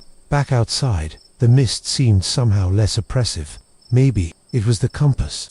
Maybe it was the skull-pushing man who'd reminded me that even in the murkiest corners of history, there are people just quietly cataloguing the weird and wonderful. The knife-wielding, maybe murderer, hadn't reappeared. The fog was still thick, but less threatening, nudged a shroud instead of a wall. I followed the compass, more or less, hoping it pointed towards something hot, dry, and reasonably rat-free. And as I walked, the mist curled around me like a damp cat, purring quietly, blurring the streetlights, softening the world into nothing more than silhouettes and echoes. By the time I found shelter again, I was damp, dizzy, and thoroughly convinced that Victorian London had more moods than a caffeinated Shakespearean actor.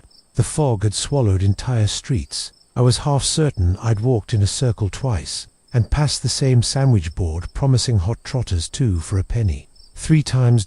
And then I saw it. A crooked wooden sign swinging in the mist. The curiosity cabinet. After hours again. No, this one was different. Smaller door, dimmer lights. This wasn't the tidy shop from earlier.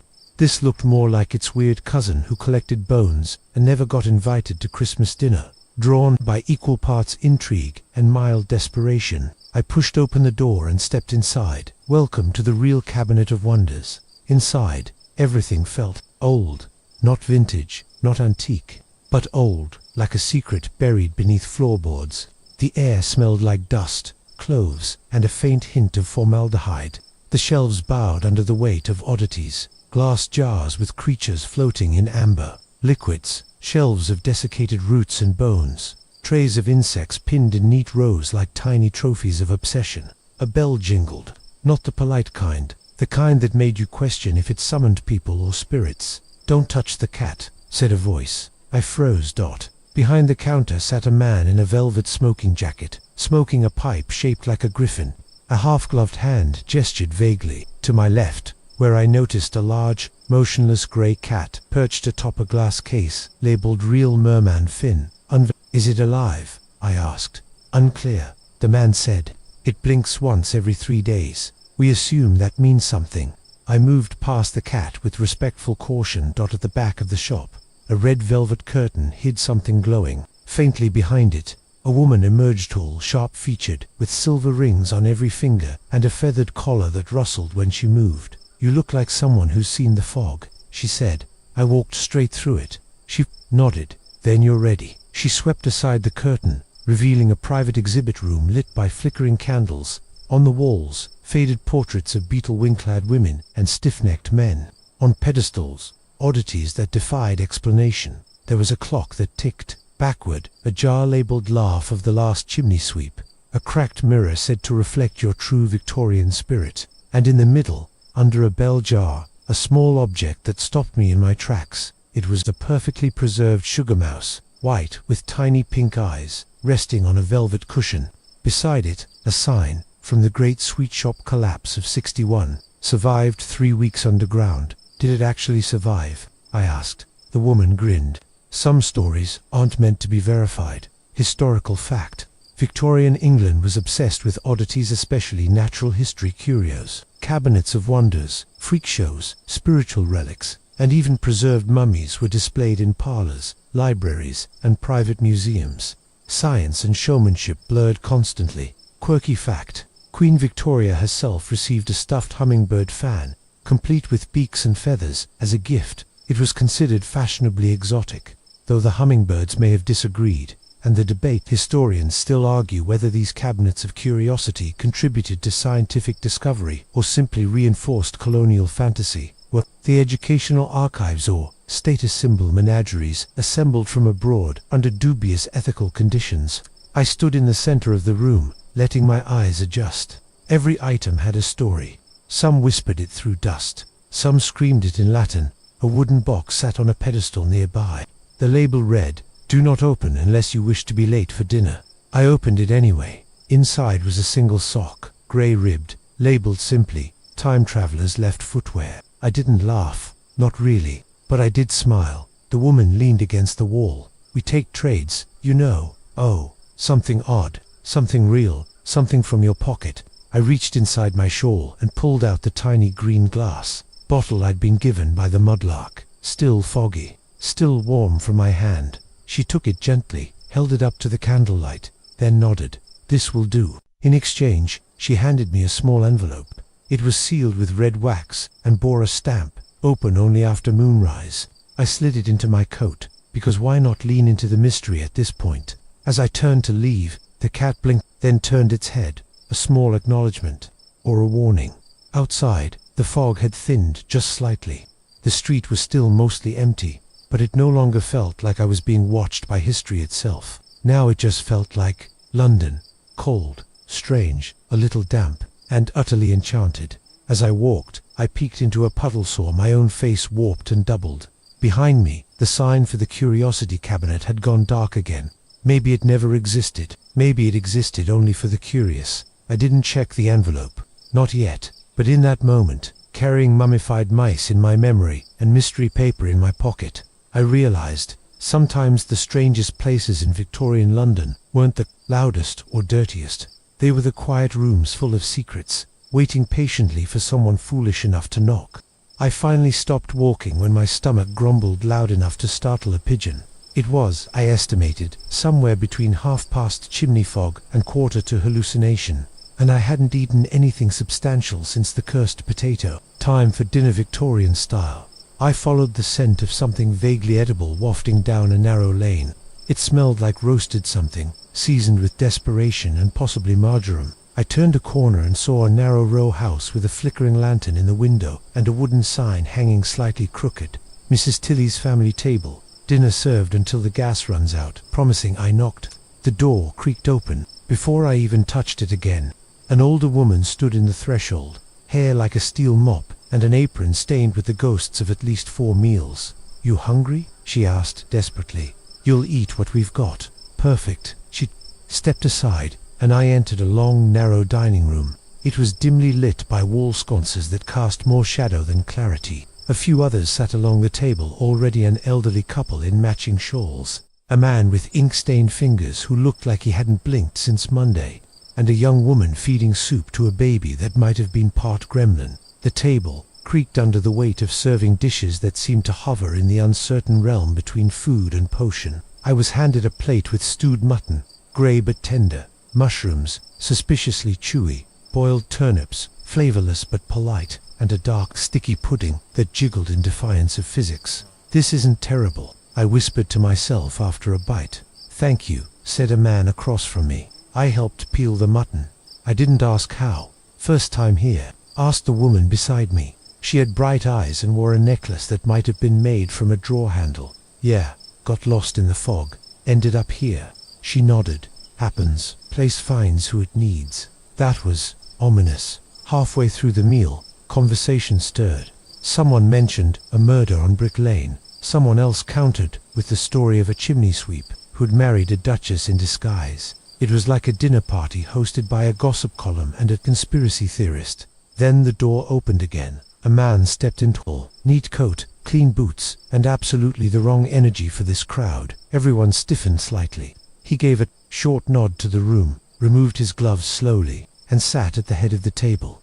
Mrs. Tilly came out of the kitchen, frowned, then placed a bowl in front of him. The same stew, but with one very deliberate sprig of something green on top. No one spoke for a moment, and then I made the mistake of asking, "So, what's his deal?" The room froze. The baby stopped chewing its spoon. Even the pudding jiggled. In anxiety, "That," whispered the woman beside me, "is Mr. Thorne. No one knows what he does. But 3 landlords in this neighborhood retired early after serving him dinner." "What kind of early?" "Permanently." I turned back to my stew, suddenly worried I'd choke on a cursed bay leaf. Historical fact. Victorian boarding houses and informal dinner services were essential for lower middle-class survival. Without restaurants as we know them, many people relied on these communal setups for meals, part home, part rumour mill, part survival tactic. Quirky trivia. Some Victorian homes kept hedgehogs in the kitchen not as pets, but as natural roach control. I did not see one under the table, but I had a strong feeling I was being watched by something small and spiny. Academic debate. Scholars still argue whether these shared dinner arrangements empowered working families through mutual support or whether they reflected the precarious edge people lived on, forced to pool resources and space just to survive. That is the meal wound. Down, Mrs. Tilly brought out a treacle tart that could stop traffic and possibly hearts.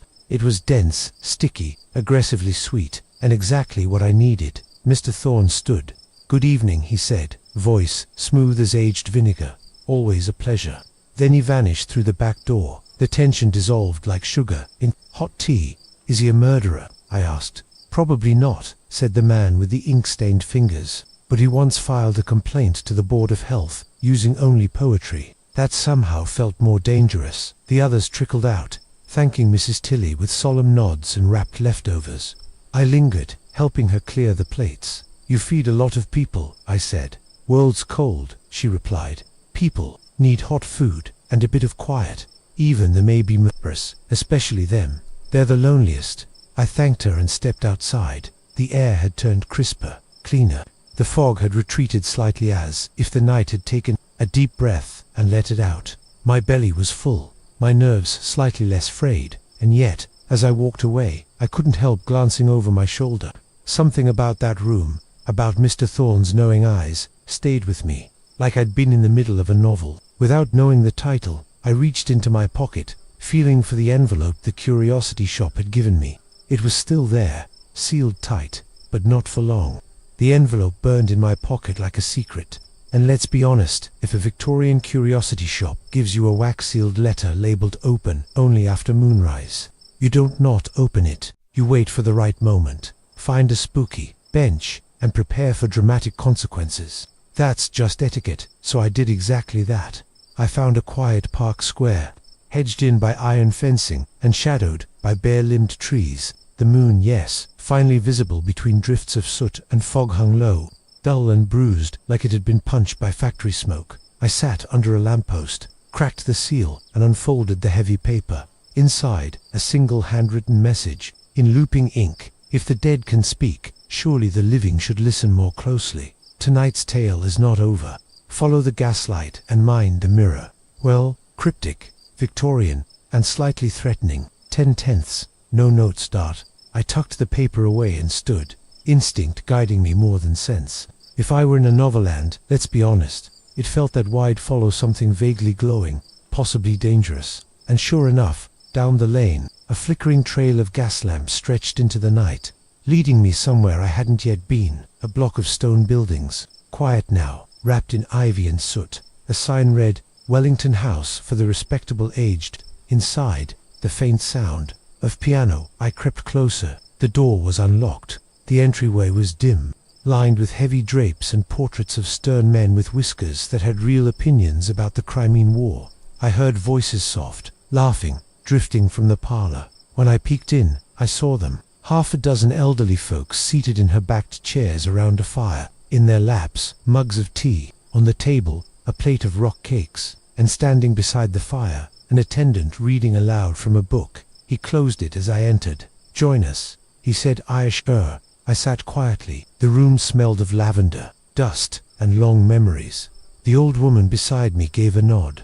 "We were just about to tell ghost stories," she said, eyes twinkling. "It's tradition. You don't find that redundant?" I asked. Laughter, warm, tired, wonderful. The man by the fire poured himself a glass of something amber. "In a city full of fog and funerals," he said, "you learn to keep ghosts close. Easier to laugh at them that way." And so the stories began. A tale of a chimney sweep who never left the rooftop he died on. A nurse who saw a dead soldier salute her nightly at St. Thomas's. A seamstress who embroidered a name she'd never heard, then found it on a gravestone. The next day, none were told to terrify. These were not screams and throat ghost stories. They were quiet, almost affectionate. Stories with tea and resignation. The kind of ghost tales you tell not to frighten but to remember. Historical fact. Victorian England was obsessed with ghosts. Spiritualism, seances, mourning jewelry made from real hair, and death photography, where families posed with their recently departed like it was just a moody Christmas card. Quirky detail. There were entire books of polite ghost stories written specifically for ladies' reading circles. Because apparently, even in spectral matters, decorum mattered. Historical debate. Scholars argue over whether the Victorian ghost obsession was spiritual, psychological, or cultural. Some say it was the trauma of industrial change and death rates. Others think it was just a natural extension of a society that built its identity on memory and feared the cost of forgetting. Eventually, one of the residents turned to me. "You seen any ghosts yet, miss?" I thought about the fog, the shadows, the strange man with the knife, the mummified sugar mouse, and maybe even this moment. The entire day felt like a haunting of history. "Maybe," I said. "I'm not sure if they're ghosts, or just things that don't know they're done yet." The room murmured its approval. Before I left, the woman beside me took my hand. Hers was paper-thin, lined with age and soot. "Living here," she said, "feels like waiting in the wings of the world. But it's better with stories." Outside, the fog had thinned. The sky was dark velvet, pierced with a few weak stars. The gas lamps hummed quietly as if content with their company. I wandered slowly, my boots now familiar with the cobbles, the rhythm of the city in my bones. I passed a storefront shuttering for the night, candles flickering out one by one. I passed a man feeding a dog crusts of bread from a paper bag labeled, "Lamb if you squint." I passed a child tapping on a window pane, then disappearing before I could check if she was real. And eventually, I passed a mirror, cracked, nailed to a fence post. No reason, but I stopped. My reflection blinked at me, not odd but for a moment. I swear she looked cleaner, less fogged, as if she hadn't just lived a day in Victorian soot. And maybe, just maybe, she smiled a half-second before I did. "Mind the mirror," the note had said. I did, and then I walked on. By now, the city and I had an understanding. It wouldn't eat me alive if I promised not to ask too many questions. A fair trade. The fog had receded further, clinging only to alleyways and rooftops, like a bashful ghost, and the gas lamps cast long, golden pools of light across the uneven cobbles. That's when I saw him, a silhouette hunched on a rooftop, silhouetted against the moonlight, like something pulled from a penny dreadful. He was scrawny, soot-covered, and moving with the confidence of someone who'd made peace with the idea of falling off a building occasionally. "Evening," he called down. "You look like someone what ain't afraid of heights." He wasn't wrong. I squinted up. "Depends. Am I being chased or invited?" He laughed. "Neither. Come up if you want a proper view of the city. Smells better from up here." A rickety iron ladder leaned against the side of a tenement wall. It didn't scream safety. It sort of whimpered it. nervously. Still, I climbed. Because when a chimney sweep calls, you don't say no. You say, sure, what's the worst that could happen? And you pray the worst doesn't involve soot in your teeth at the top. The city unfurled below me like a crumpled, beautiful map. He sat cross-legged on a slate rooftop, boots dangling, soot-blackened hands wrapped around a metal flask. His face was young, maybe 16, but his eyes looked like they'd aged 3 decades underground. Name's Tommy, he said, holding out a hand that left a smudge on my fingers. I worked the stacks. I sat beside him. Is that like working the stage? He grinned. Same danger, less applause. We looked out over the city. From here, even the grimiest alley glimmered a little. Lanterns flickered like low stars. The Thames slithered silently in the distance, reflecting slivers of moonlight. You sweep chimneys all day? I asked. When they let me. I'm too old now. Nearly done for. They like 'em younger. You know, smaller bones, easier climbs. Right, because child labor is best served hot and vertical. He laughed. Exactly that. Tommy told me about the flues, the narrow brick shafts he'd crawl through, scraping soot with brushes strapped to rods, sometimes with his own elbows. He'd gotten stuck twice. Once they lowered a rope and hauled him out. Once, he didn't explain. Historical fact. Chimney sweeps were often boysome, as young as 5, forced to climb inside narrow, soot-filled flues. It was brutal, dangerous work, and they were rarely paid fairly. The Chimney Sweepers Act of 1834 tried to regulate it, but enforcement was laughable. It wasn't until 1875, 3 years from where I was now, that a serious reform actually stuck. Quirky detail. Chimney sweeps were considered lucky at weddings. Royals would sometimes invite one to attend, just to guarantee good fortune. Nothing says romance like a soot-covered orphan clapping during your vows. Academic debate. Some historians argue sweeps were victims of systemic abuse, while others highlight the rare cases where they formed tight-knit communities and even small cooperatives. Was it all exploitation? Or was there a thread of resilience and agency mixed in with the ash? I'll be out of the job soon, Tommy said, eyes still fixed on the city. They're macking new machines. Long brushes, twisty rods, no boys needed. Isn't that a good thing? He shrugged. For the next boys. Yeah, for me. Guess I learned to sweep floors instead. We sat in silence for a while. He pulled something from his coat pocket, a crumpled bit of chocolate wrapped in brown paper. Want half? He asked.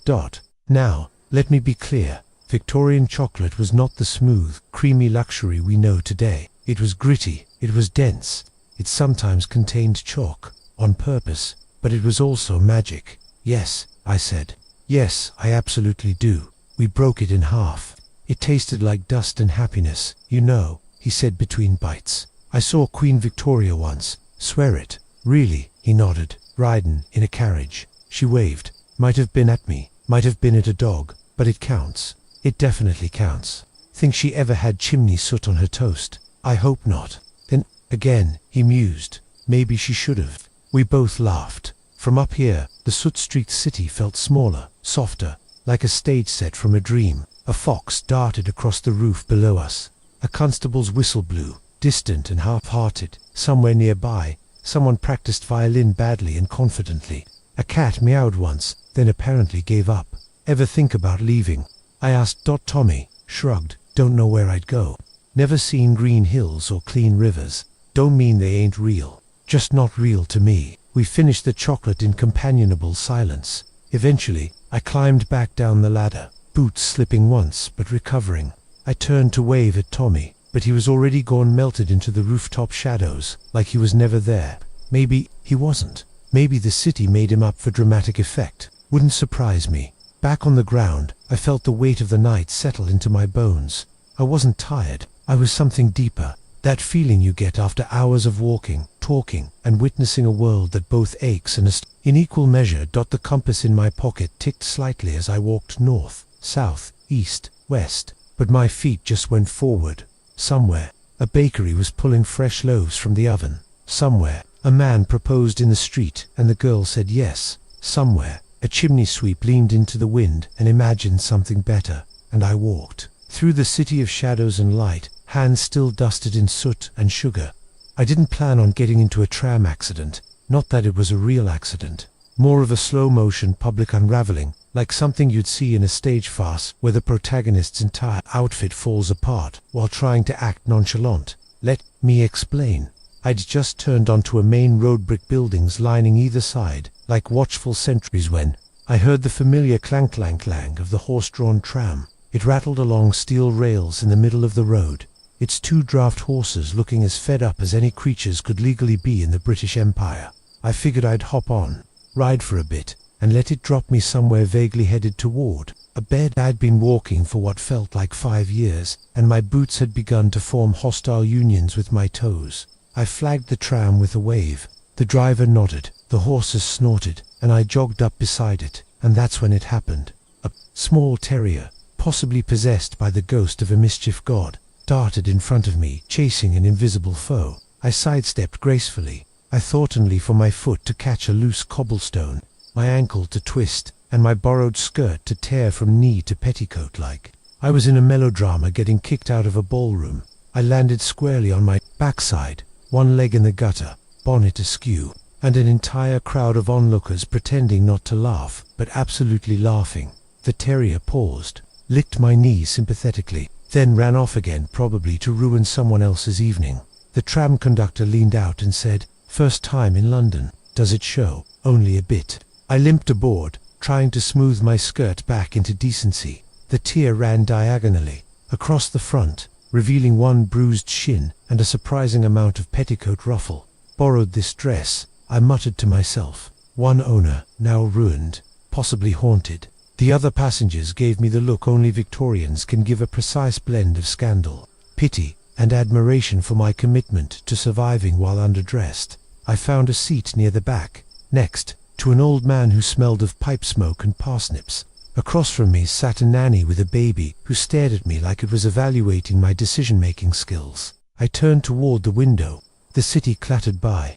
The gaslights blurred into golden streaks. A pub door opened, and laughter spilled into the street like syrup. A newspaper boy tossed a crumpled copy of the Evening Standard toward a step and missed completely. Historical fact: horse-drawn trams were the backbone of urban travel before motorized buses took over. By 1872, London had over 100 miles of track and thousands of passengers daily. They were relatively cheap, but extremely noisy, smelly, and prone to, let's call it, equine misbehavior. Quirky detail: horses wore special tram shoes for better grip on metal rails. Some even had leather blinkers embroidered with flowers or company logos. Victorian fashion didn't stop at humans. Academic debate. Transportation historians, yes, they exist, argue whether horse trams truly democratized urban mobility or just shuffled the class divide into narrower corridors. While technically public, certain areas and times of day still skewed toward different social groups, and heaven forbid you board with muddy boots or questionable bonnets. As I sat, skirt torn and pride limping, I felt a shift inside me, not just from fatigue or embarrassment, but from the sheer overload of experience. It had been a long day. A long, weird, coal-dusted, mushroom-scented, ghost-sprinkled day, and somehow I wasn't ready for it to end. The tram passed a florist's stall where a man was carefully placing frost-dusted roses into a tin pail. We passed a woman painting signs with delicate gold leaf, her brush steady even under the flickering light. A boy waved at us from a second-floor window, face pressed to the glass, cheeks glowing pink with excitement. And I realized something. Even in the grime, there was grace. Even in the confusion, a pattern. Even when my dress was in tatters and a dog had nearly stolen my purse, I was in a city that was more alive than anything I'd ever known. It breathed through chimneys. It blinked through it whispered through alleyways and coughed up treasures along the riverbank. It was falling apart and building itself anew with every tick of the factory clock as the tram rolled to a slow stop. The driver called back, "Last stop, Miss, you're either sleeping here or getting off." I smiled, nodded, and stepped down carefully. This time, the tear in my dress flapped like a victory banner as I walked. I rounded the corner and found myself on a quieter street, lined with ivy townhouses and just enough light to see the paving stones. A cat sat on a stoop and blinked at me. The bakery from earlier was closed, its windows dark but still fragrant with sugar ghosts. Somewhere nearby, a violin began to play a sad, slow tune that didn't ask for applause. and above me, the sky finally revealed itself, coal-dusted, but clear, dotted with stars that had patiently waited all day for their chance to sparkle. Stood there a while, not moving, just breathing, just listening. To the city, to the silence, to the whisper of wind tugging at the ruined hem of a borrowed dress. Then I walked again, one step at a time, toward wherever the city would take me next. By the time I spotted the inn, my feet had entered a stage of protest typically reserved for theatre unions. The night had turned bone cold, the kind of cold that didn't just nip at you, it wrote sad poetry on your skin. My breath fogged in front of me, like I was auditioning for the role of haunted Victorian girl who mysteriously vanishes in Chapter 2. The building was narrow, squished between a pawnshop and a chimney sweep's office, with a modest sign swinging gently above the door. The Sparrow's Nest Rooms by the night or the hour, no questions asked, honestly. At this point, the fewer questions the better. Inside, it was warm. A coal stove coughed occasional heat into the small lobby, where a plump woman behind the desk glanced up from her knitting. Her spectacles rested on the tip of her nose, and she had the energy of someone who could run both a boarding house and a small criminal empire if necessary. "Room?" she asked, eyes already measuring me, taking in the soot, the tear in my skirt, the air of someone who'd just time-traveled through emotional trauma. "Yes, please." "Payment?" I hesitated, then remembered the tiny brass watch chain I'd picked up earlier from the clockmaker's shop. I offered it silently. She studied it, bit it then, gave a satisfied nod. "Top floor, down the hall. Try not to die in the bed. We've had enough of that this week." Noted. The staircase creaked like it was narrating its own ghost story. Every step echoed. My room, if you could call it that, was just large enough to contain a narrow bed, a washstand, and a cracked window. The wallpaper was trying to escape one corner. The sheets looked clean. The pillow was a lumpy rectangle of compromise. I set down what little I had left, the empty cone from the chestnuts, the envelope with the strange message, the pamphlet from the seance, and the green glass bottle from Alfie, the mudlark. My boots fell off with a sound like betrayal. I collapsed onto the mattress, which responded like a dying accordion, but I didn't care. I was warm, horizontal, and stationary. All at once, through the thin window, I could hear the city settling into its self-tram wheels in the distance. A drunk man singing a sea shanty to a very patient horse, the familiar hiss of gas lamps being extinguished one by one. I looked at the ceiling and whispered, "I lived it. I actually lived a day in Victorian London." And then I laughed, softly, because somehow I had made it, through the soot, the smog, the market chaos, the chamber pots, the mushroom surprise, the leech vendor, the music hall sneak-in, the spiritualists, the pickpocket children, and the floating rats of Thames fame. I had listened to ghost stories in a home for the aged, bartered tea with a curiosity shopkeeper, been fed mutton by a woman who may or may not host criminals, and shared chocolate on a rooftop with a chimney sweep who'd seen more of the world than most people ever would.